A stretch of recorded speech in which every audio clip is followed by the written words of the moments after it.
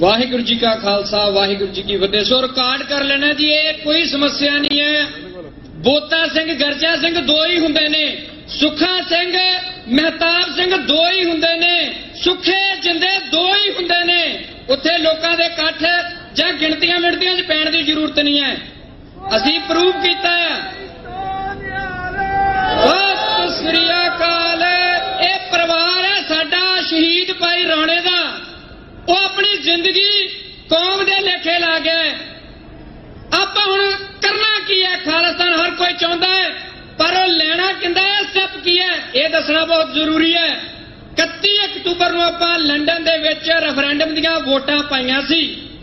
10 नवंबर नूं स्विट्जरलैंड दे विच वोटां पाईआं सी ते 8 मई नूं इटली दे विच खालिस्तान बनाउण दे लई रेफरेंडम दीआं वोटां पै रहीआं ने।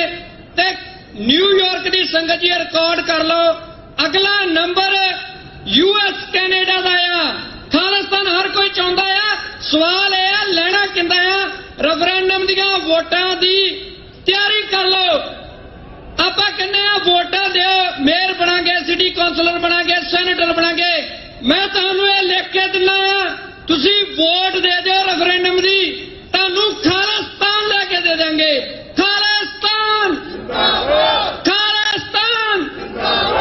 वाहिगुरु जी का खालसा वाहिगुरु जी की फतेह। सो तैयारी कर लो जी रेफरेंडम की सारे जाने।